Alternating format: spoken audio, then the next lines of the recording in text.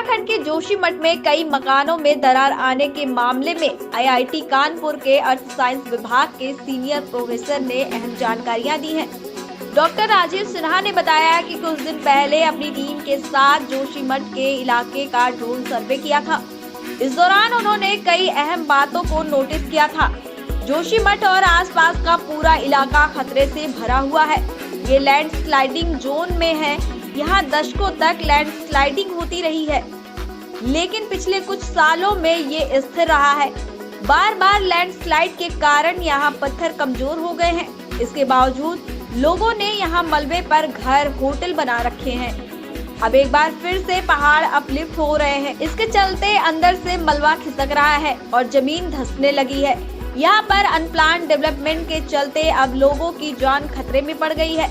अगर समय रहते इसे सुधारा नहीं गया तो आने वाले समय में और स्थिति भयावह देखने को मिल सकती है। जब बिना भूकंप और बारिश के जमीन धंसने लगी तो अंदाजा लगाइए अगर बारिश हो जाएगी या फिर भूकंप आ गया तो स्थिति कितनी भयावह हो जाएगी। साथ ही साथ उत्तराखंड, हिमाचल प्रदेश और अन्य सभी हिमालयन रेंज की तुरंत स्टडी शुरू होनी चाहिए। घाटियों को बफर जोन में बांटना चाहिए। इसकी स्टडी करके ये पता करना चाहिए कि नदी के किनारे कितनी दूरी तक इसका इलाका सेंसिटिव है, जहाँ किसी भी तरह के निर्माण कार्य पर प्रतिबंध लगाना होगा। अगर ये अभी नहीं होगा तो जोशीमठ और कर्णप्रयाग की तरह कई और इलाकों में इस तरह की घटनाएं हो सकती हैं। देखिए, सबसे पहले तो आपको ये समझना पड़ेगा कि जोशीमठ और कर्णप्रयाग जैसे एरिया की जो जियोलॉजिकल सेटिंग है वो क्या है।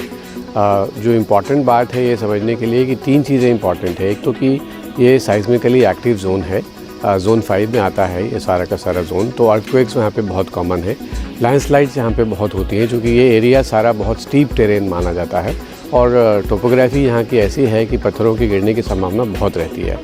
तो ये दो चीज़ें। और तीसरी चीज़ जो आपको समझने की बात है कि ये सारा का सारा एरिया जो है वो पुराने लैंडस्लाइड की डेब्रीज पे बना हुआ है। तो इसकी जितने यहाँ पे डेवलपमेंट हुए हैं वो सब एक तो अनप्लान्ड है और दूसरी बहुत ही वीक फाउंडेशन पे बने हुए हैं। तो ये तीन मुख्य वजह हैं जिसकी वजह से ये सारी घटना जो है अचानक नहीं हो रही है। इसकी शुरुआत तो बहुत पहले ही हो चुकी थी, लेकिन अभी इस आज की तारीख में बहुत लार्ज स्केल पे इस तरह से जो मकानों में दरार आने का जो घटनाएं दिख रही हैं वो बहुत लार्ज स्केल पे अचानक हुआ है। लेकिन इसकी शुरुआत जो है वो काफ़ी पहले से हो चुकी थी। छोटी मोटी दरारें उन रीजन्स में काफ़ी कॉमनली देखी जाती रही है। सर, क्या आने वाले समय में ये भूस्खलन और बढ़ सकता है? ज़रूर बढ़ेगा, क्योंकि क्या है कि हर एक प्रोसेस का एक थ्रेशोल्ड होता है और वो प्रोसेस का थ्रेशोल्ड हम क्रॉस कर रहे हैं इस वक्त। तो इसलिए इसके बढ़ने की तो पूरी की पूरी संभावना है। और एक जो बहुत बड़ी वजह है जो आप लोगों ने टीवी पे भी देखा होगा कि बहुत जगहों से पानी का रिसाव शुरू हो गया है। तो पानी का रिसाव शुरू हो गया है, इसका मतलब ये है कि अंदर में रॉक के अंदर में जो पानी जो जमा हो गया उसका पोर प्रेशर काफ़ी बढ़ गया है और उस पोर प्रेशर के बढ़ने से भी जो है इस तरह की डिस्प्लेसमेंट हो रही हैं। प्लस इस तरह की मकान में दरारें आ रही हैं, क्योंकि अंदर की जो ज़मीन है वो खिसकती जा रही है बेसिकली। तो ये मेरे ख्याल से। और तीसरी बात ये है कि अभी तो विंटर का पीरियड चल रहा है, कोई बरसात नहीं है, कोई अर्थक्वेक नहीं आया अभी रिसेंट पीरियड में। तो अगर थोड़े दिनों बाद जब बरसात का मौसम आएगा और साथ साथ अगर कोई छोटी मोटी अर्थक्वेक भी आ जाती है इस एरिया में तो यहाँ की स्थिति और भी भयावह हो सकती है। सर, अभी कुछ दिन पहले जैसे आपका दल वहाँ पर गया था अन्वेषण करने के लिए, तो आपने क्या देखा और इसको रोकने के क्या उपाय किए जा सकते हैं? हम लोगों ने उस एरिया में थोड़े से अपस्ट्रीम में और डाउनस्ट्रीम में सर्वे किया था और हम लोग जो अलकनंदा नदी है और जो धौलीगंगा नदी है उसका सर्वे कर रहे थे।